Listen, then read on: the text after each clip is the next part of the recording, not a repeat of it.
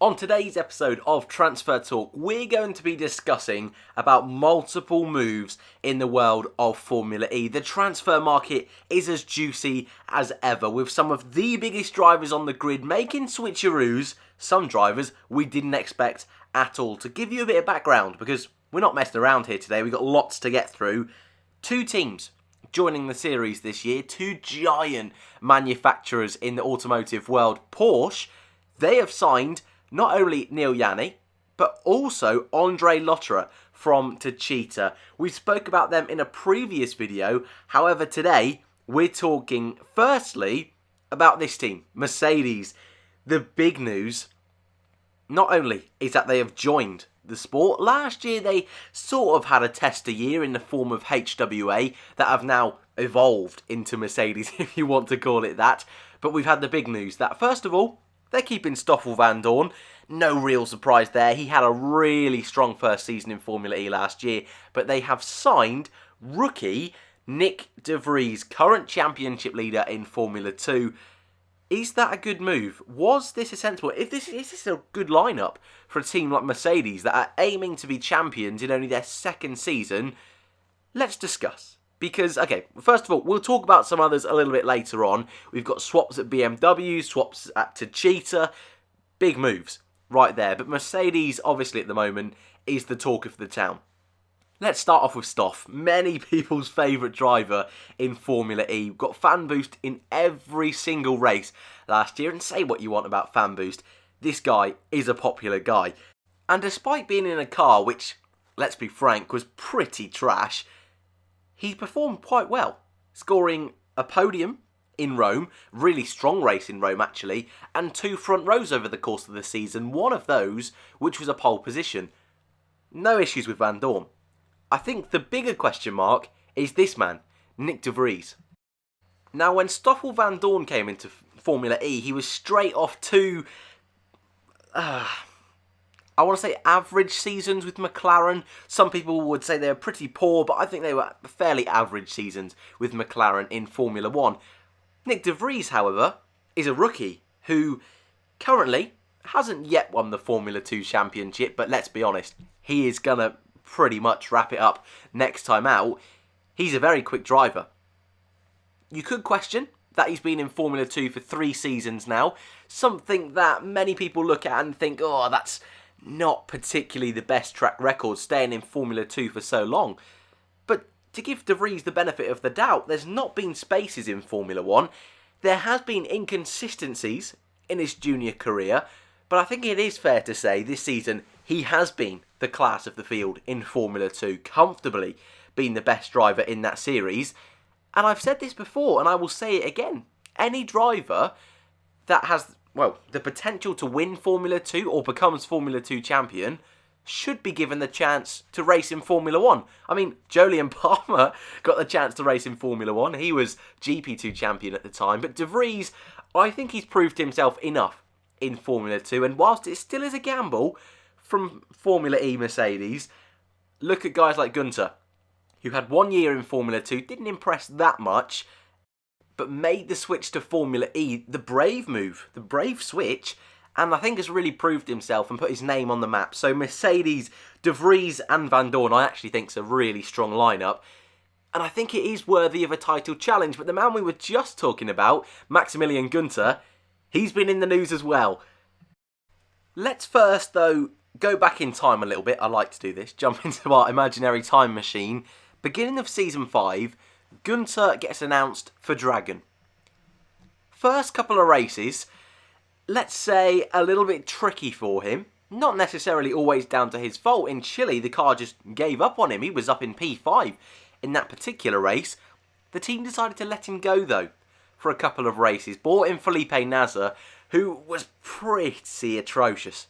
To be fair, Felipe Nasr with Formula 1 experience, I think Dragon were trying to bring him in just to have a little bit of stability, not cause many incidents, try and pick up points. But Nasr, I mean, to be fair to him, only had a couple of races, didn't really have a chance to get used to the car, but very quickly Gunter was brought back into the team in Rome, and whilst Rome, again, wasn't the cleanest race from Gunter, for the rest of the year, outscored his teammate Jose Maria Lopez, and many people feel even in just that second half of the year, that very short space of time, many people feel he was Rookie of the Year. And as you can see on screen, has now made the switch from Dragon, a backmarker team, you could argue, at the end of Season 5, and has made the major switch to BMW.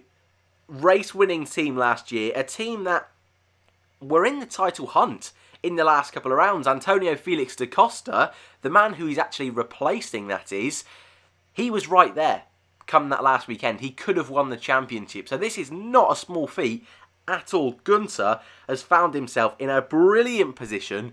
He's young, he's quick, he's also German, which is, I imagine, something the BMW shareholders quite like, having a German driver in their German car. But there is a little bit of experience that is lacking, and the other seat at BMW so far is not confirmed at all whatsoever. We know Antonio Felix da Costa is leaving, but the other seat, we don't know. It's assumed it's going to be Alexander Sims, the guy who drove that second seat at BMW last season. He's just going to retain his seat, but even he didn't have the best of years. When you look at the points gap between da Costa and Sims, you look at the fact that da Costa was on the podium multiple times and it took Sims right to the last weekend to be on that podium. Maybe they're looking out for another driver. We don't know, but it is assumed that Sims will keep his seat. But da Costa's gone, and that's a huge decision, not only from BMW, but from da Costa himself. I think that's why I'm so impressed that Gunter's got the seat, is that this is a work seat for a team that's going to be pumping in money, that's going to be progressing, and I'm confident we'll be fighting for titles. So where does da Costa go? It's probably one of the worst kept secrets in Formula E right now. When I was working with Formula E Zone at the end of last season, we had a discussion talking about driver transfers, and whilst at the time I thought it was a little bit bizarre that da Costa would make the move, Jack and Toby both said this is almost a nailed-on deal, and they were right. This image, this isn't me doing this, by the way, this is Techeetah have put out this image. It's pretty much confirmed. And then this morning, Antonio himself puts this up on Instagram. It's 99.999% confirmed. And whilst at first I was a little bit sceptical, I think Antonio is one of the top tier drivers on the Formula E grid. And going to a team like Techeetah, yes, they're world champions and team champions. Would he go there and be a number 2 driver, and would he be in Vern's shadow? But then I thought to myself, well, what a brilliant platform to be able to prove yourself as one of the best. And also, number 1 and number 2 drivers isn't really a thing in Formula E. There's not really many opportunities where a number 1 driver can get upgrades. A number 1 driver can get a preferred strategy, because in Formula E, there's no pit stops.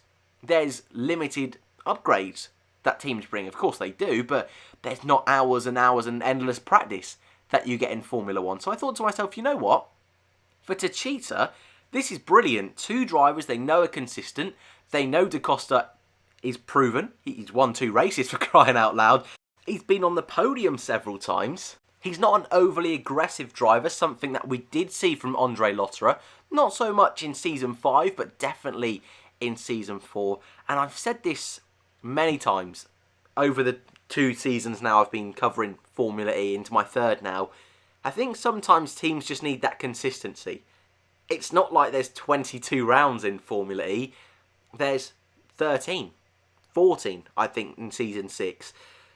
So you've got to be able to just keep it clean on track, pick up points, and that's something da Costa did brilliant in Season 5. That car wasn't the best over the entirety of this season. But by the end of the season, when it came to New York, he was still in the title fight.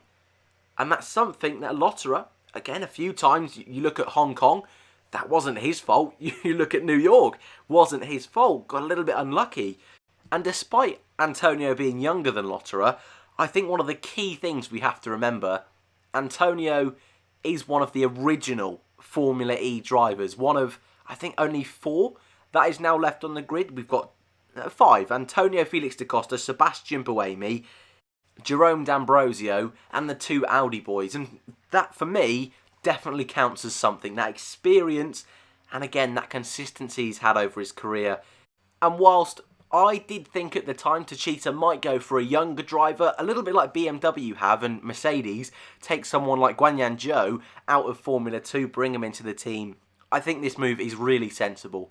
And considering there's big manufacturers like Mercedes, Porsche, BMW, Audi, all making this big push this year for their title, I think this is the best option Techeetah could have gone for. And I think with this lineup, you'd be silly to say they'd be out of the title race. Anyway, that's your transfers for today. The grid is almost complete, and with only a handful of seats remaining now in the field, I imagine the next major video I'll be talking about this will be a full driver and teams list that'll come out a little bit nearer the time of the season. Thank you very much for watching. I hope you've enjoyed. I know Formula E content never quite gets as much love as Formula 1. However, I enjoy making it, and you guys who actually watch it, I think like it just as much. Hope you have enjoyed. Thank you very much for watching. Subscribe if you're new, and I hope to see you in the next one.